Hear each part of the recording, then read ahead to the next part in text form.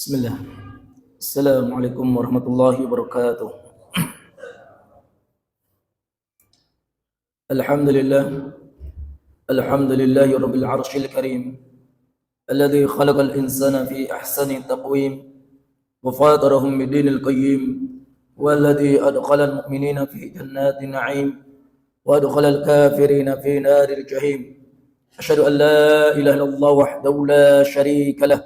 Wa asyhadu anna Muhammadan abduhu wa nabiyyu wa rasulullah.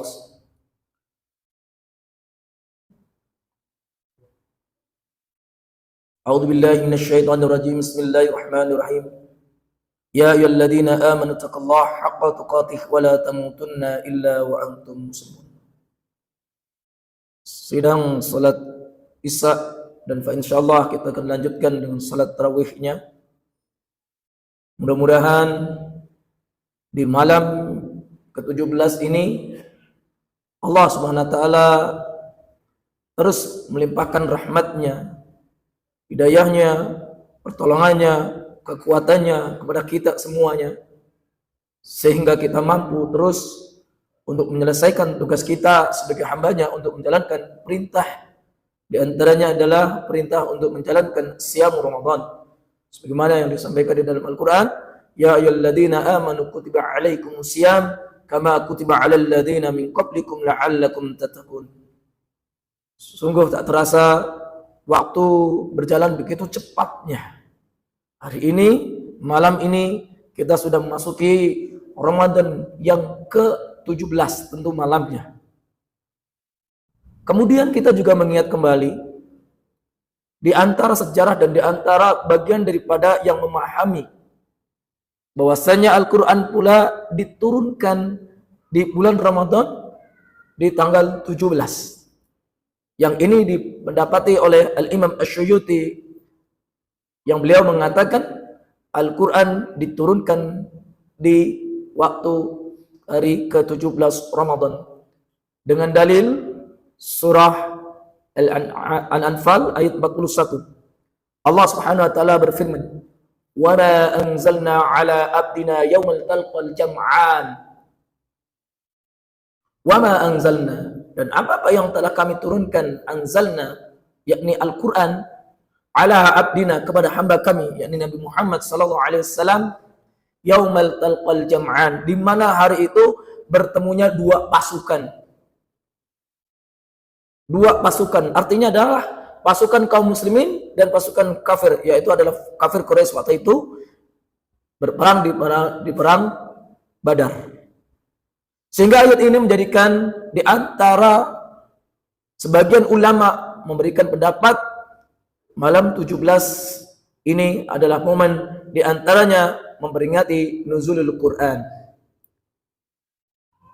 Ada yang punya pendapat yang lain, di antaranya adalah Al-Imam Ibnu Hajar Asqalani di dalam syarah Bukhari, di dalam kitab Fathul Bahri, beliau mengatakan Al-Quran diturunkan oleh Allah Subhanahu wa taala yakni di malam Lailatul Qadar, yakni bertepatan di 10 hari akhir daripada bulan Ramadan. Semua berujar dengan ilmu, dengan dalil, dengan tentu pemahaman yang lurus. Akan tetapi bagi kita kaum muslimin yang dimuliakan Allah Subhanahu wa taala, momen ini berarti bukan menjadi sebuah perdebatan sehingga kita sibuk di dalam urusan perdebatan itu sendiri. Tapi bagi kita, bagi seorang muslim, bagi seorang thalibul ilmi, justru menjadi sebuah literasi bahwasanya keilmuan di dalam Islam ini sangat luas dan sangat banyak.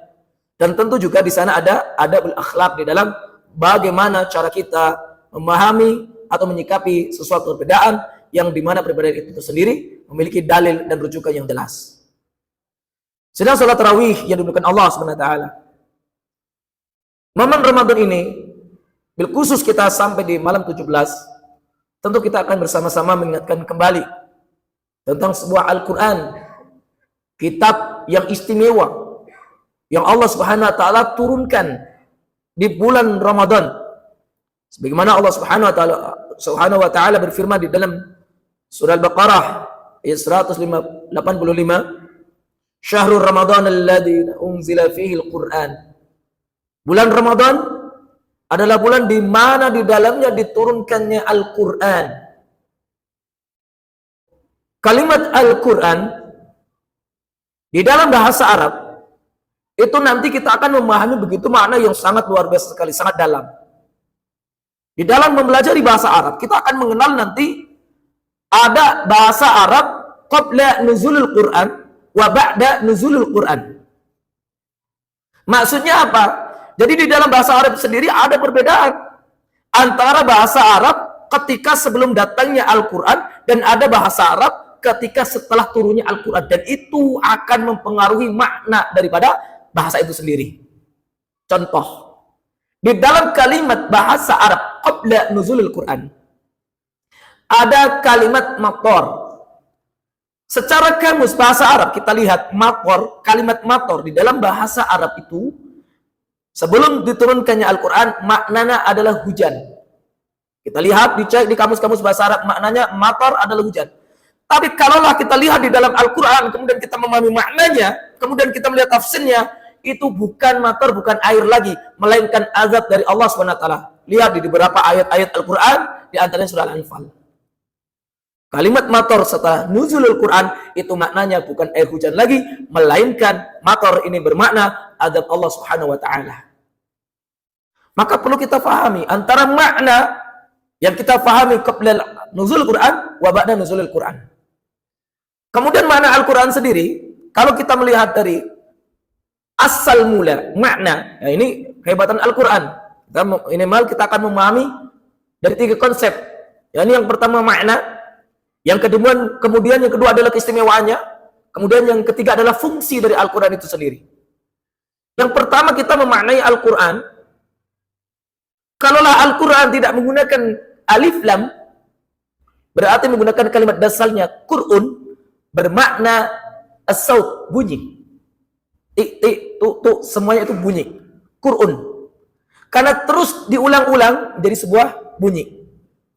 Kemudian kita lihat, ketika Qur'an itu terus diulang menjadi dibaca, bunyi itu kemudian menjadi qiraatun, sebuah bacaan.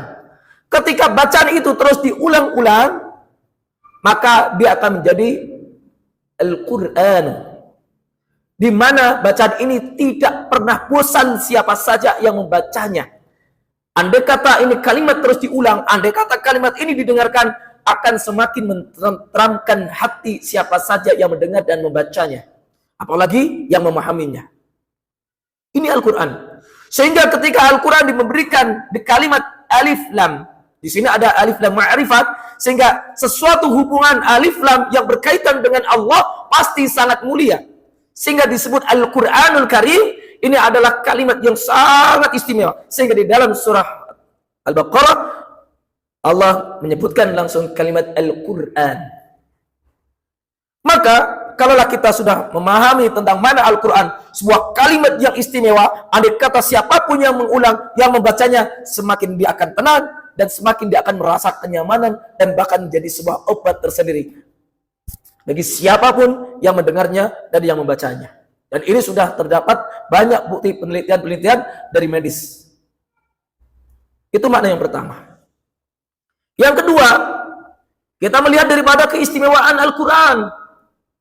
Yang tentu kalau kita melihat dari keistimewaan Al-Quran, kita akan melihat. Yang pertama, kita akan melihat malaikat yang diutus. Kemudian Rasul yang diutus. Ini menyebabkan kalau kita lihat daripada utusan yang istimewa dari sekian ribu miliaran malaikat, kalaulah dalam hadis, cukup panjang hadisnya, Rasulullah menyampaikan ada satu tempat disebut Baitul Ma'mur, yakni tempat di mana tawafnya malaikat di langit, atau disebut Baitul Izzah. Rasulullah menyampaikan setiap hari kurang lebih 10.000 malaikat tiap hari masuk dan mereka tidak keluar lagi kecuali sampai hari kiamat nanti. Artinya sudah tidak terhitung dari dulu sampai yang akan datang. Saking banyaknya itu malaikat jumlahnya yang tidak bisa kita hitung. Sehingga ketika kita berbicara tentang malaikat, ketika diutus risalah Al-Quran, maka Allah Subhanahu wa taala menyampaikan, innahu laqur'anun karim. Tatkala Al-Quran diturunkan, Allah Subhanahu wa taala mengutus malaikat yang paling mulia. Di quwwatin 'inda dzil 'arsy makin. Karena Al-Quran memiliki kekuatan kedudukan yang tinggi di sisi Allah Subhanahu wa taala. Itu kemudian Al-Quran diturunkan kepada malaikat. Bahkan di dalam surah Al-Qadr sendiri, tanazzalul malaikatu warruh. Ketika Al-Quran diturunkan, maka Allah Subhanahu wa taala mengutuskan tanazzalul malaikah, ribuan malaikat turun dan langsung dipimpin ruh. Ruh di sini di dalam tafsirnya kita lihat sebagai pimpinan malaikat, yang adalah malaikat Jibril. Sehingga Al-Quran memiliki keistimewaan malaikat yang dia membawa Al-Quran, maka dia disebut sampai Ruhul Amin. Sehingga kedudukannya menjadi tinggi di hadapan Allah Subhanahu wa taala karena membawa Al-Quran. Kemudian Rasul. Dari sekian banyak Rasul yang diutus oleh Allah Subhanahu wa taala, dengan segala mujizatnya yang diturunkannya, dengan segala kisah-kisah yang memiliki keajaiban di waktu-waktu mereka diutus oleh Allah Subhanahu wa taala. Tetapi Allah Subhanahu wa taala memilih baginda Nabi Muhammad sallallahu alaihi wasallam adalah nabi yang terbaik. Kalaulah dulu ada Nabi Musa alaihissalam diberi mujizatnya sebuah tongkat, yang tentu kita melihatnya, mendengarnya, tongkat ini dengan izin Allah mampu membelah lautan. Tapi andai kata setelah Nabi Musa, bisakah tongkat ini membelah lautan seperti mana ketika di zaman Nabi Musa alaihissalam atas izin Allah? Berbeda dengan Al-Quran. Al-Quran diturunkan oleh Allah kepada Rasulullah SAW, dan dia adalah Rasul terbaik. Buktinya apa? Setiap Nabi, setiap Rasul, andai kata mereka bertemu dengan Rasulullah SAW, yakni Nabi Muhammad, maka mereka harus berbaiat. Saking mulianya Nabi Muhammad SAW. Dalilnya mana? Dalilnya di dalam surah Al-Imran ayat yang ke-81. Allah Subhanahu wa taala berfirman, Wa id akhadallahu mitsaqan nabiyyina lamma atakum min kitabin wa hikmah summa ja'akum rasulun musaddiqun lima ma'akum la tu'minunna bihi wa la tansurunna qala aqrartum wa akhadtum ala dalikum isri qalu aqrarna. Dan tatkala Allah Subhanahu wa taala mengambil perjanjian dari para nabi, manakala memberikan kitab Al-Quran dan hikmah kepadamu, lalu datang kepada kamu seorang Rasul yang membenarkan apa yang ada pada kamu, niscaya kamu sungguh-sungguh beriman kepadanya dan menolongnya. Kemudian Allah Subhanahu wa taala berfirman, apakah kamu setuju dan menerima perjanjian denganku atas yang demikian itu? Mereka menjawab, kami setuju. Allah berfirman, kalau begitu bersaksilah kamu para nabi dan aku menjadi saksi bersama kamu. Menunjukkan keistimewaan baginda Nabi Muhammad SAW di antara seluruh para nabi, sehingga andai kata para nabi berjumpa dengan Rasulullah, mereka pun harus berbaiat karena sudah ada janji mereka terhadap Allah Subhanahu wa taala. Kemuliaan ini Rasulullah memiliki kemuliaan karena Al-Quran. Kemudian yang ketiga dari mukjizat tentu tadi, mukjizat Al-Quran itu sangat agung sekali, sangat indah sekali. Kalaulah tadi tongkat Nabi Musa kemudian dipegang Nabi Harun, tidak akan mampu untuk membelah lautan, karena bukan daripada kemampuan tongkatnya, melainkan atas izin Allah Subhanahu wa taala. Tapi dengan Al-Quran hari ini yang kita miliki, yang kita baca, itu akan membuat setiap manusia ketika dia membacanya, dia akan merasakan kenikmatan, ketenangan. Buktinya, kita tidak pernah merasa bosan. Minimal dalam satu hari kita membaca 17 kali Al-Quran yang kita baca di dalam salat kita. Apakah kita merasa bosan ketika membaca surah Al-Fatihah berulang-ulang? Bahkan kalau surah Al-Fatihah ini kemudian dibaca, andai kata kita tubuh kita sakit, kemudian kita yakin, dan itu ada kisah dari para sahabat, ternyata menjadikan sebuah asbab kesembuhan. Masya Allah. Maka Al-Quran memiliki kedudukan yang tinggi di hadapan Allah Subhanahu wa taala. Bahkan Al-Quran memiliki keberkahan yang agung. Kalau Allah sampaikan Al-Quran di dalam surat Sad ayat ke-29, Allah Subhanahu wa taala berfirman, "Kitabun anzalnahu mubarakun. Kitabun anzalnahu ilaika mubarakun liyudabbaru ayatihi." Al-Quran hada kitabun. Ini kitab yang diturunkan kepada engkau Muhammad sallallahu alaihi wasallam dan untuk umatnya, mubarakun, penuh dengan keberkahan. Maka siapapun yang dia senantiasa membaca Al-Quran, memperbanyak tilawah Al-Quran, semakin berkah waktunya, semakin hidupnya, juga semakin berkah di dalam umurnya. Hatta hartanya. Bahkan pernah kita dapatkan, bahkan tempat yang menjadi sebuah pembelajaran Al-Quran, membaca Al-Quran, maka Allah akan berkahi penghuninya, orang yang membacanya, orang yang mendengarkannya. Masya Allah.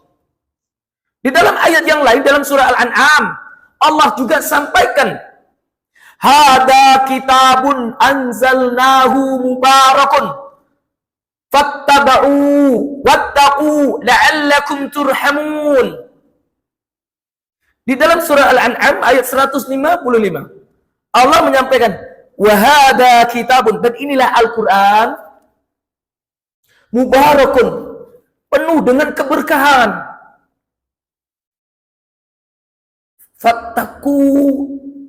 Fattabi'u, maka ikutilah Al-Quran. Ikuti. Wattaqu, dan bertakwalah, la'allakum turhamun, supaya kalian mendapatkan rahmat dari Allah SWT. Ini di antara mukjizat Al-Quran, setiap hurufnya, setiap kalimatnya memiliki keistimewaan di hadapan Allah SWT. Sehingga Syekh Dr. At-Tuhi beliau mengatakan, Al-Quran yakni sebagaimana pemahaman salafus saleh, yakni adalah qarin. Ma huwa ma'nal qarin? Al-qarin yakni senantiasa yang akan menyertai kita. Fi ain, fi dunya, fil qabri, fil bahd al-masyar, hatta nadkhulu ila al-jannah. Al-Quran akan menjadi qarin kita, teman setia kita, di mana? Di dunia. Sampai di alam kubur. Al-Quran akan menjadi jaminannya, akan menjadi pelindungnya. Sampai padang mahsyar, sampai dia mengantarkan ahlul Quran menuju surganya Allah Subhanahu wa taala. Hada qarin Al-Quran Al-Karim. Itulah mukjizat Al-Quran. Tidak hanya untuk Rasulullah saja, tapi untuk umatnya Al-Quran memiliki keistimewaan. Sehingga sampai-sampai Rasulullah mengatakan, man qara'a min kitabillah, man qara'a harfan min kitabillah, barang siapa yang dia membaca satu huruf dari Al-Quran, falahu hasanah, baginya satu buah kebaikan, wal hasanatu bil asri amsalihah, dan setiap satu kebaikan di dalam membaca Al-Quran, khusus dalam Al-Quran yang kita baca satu hurufnya itu ada satu kebaikan, tapi karena kita yang baca adalah Al-Quran, dikalikan 10 kebaikan. 10 kebaikan. Walam aqul alif lam mim harfun, dan aku tidak mengatakan alif lam mim itu satu huruf.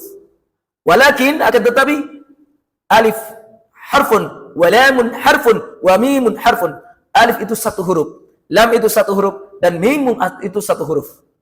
Maka sudah 3 huruf dan dikalikan 10 kebaikan, maka alif lam mim sudah mendapatkan 30 kebaikan.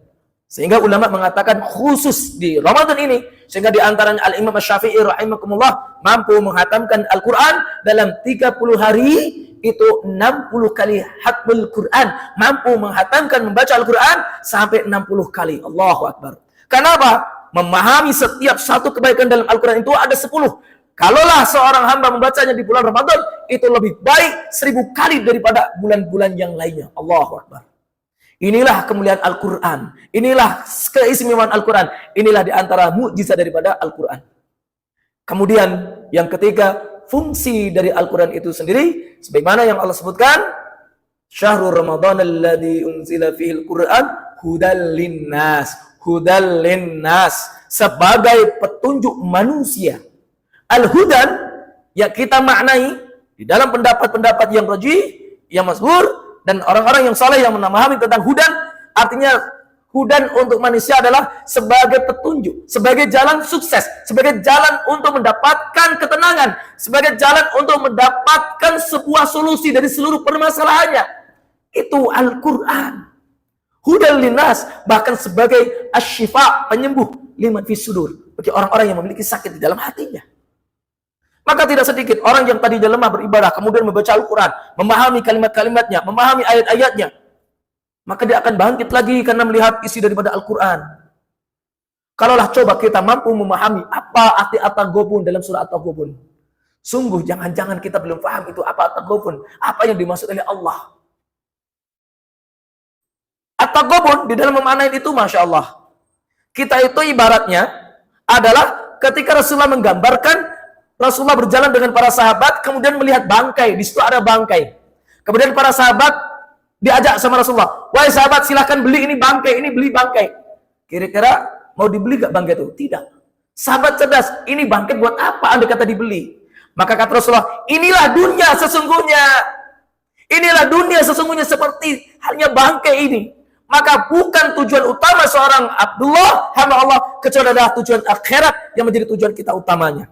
Dunia hanya sebagai wasilah taqarrub kepada Allah, sebagai ubudiyah kita kepada Allah untuk mencari ridha Allah Subhanahu wa taala, sehingga kelak nanti kita akan mampu mendapatkan rahmat dan ampunan Allah Subhanahu wa taala. Oleh karena itu, jadikanlah momen Ramadan ini untuk memuliakan Al-Qur'an, untuk memperbanyak bacaan Al-Qur'an, sehingga kelak layak untuk mendapatkan rahmat Allah yang besar. Sebagaimana tadi, la'allakum turhamun, supaya kalian mendapatkan rahmat Allah Subhanahu wa taala. Wa qur rabbi warham wa anta khairur rahimin. Assalamualaikum warahmatullahi wabarakatuh.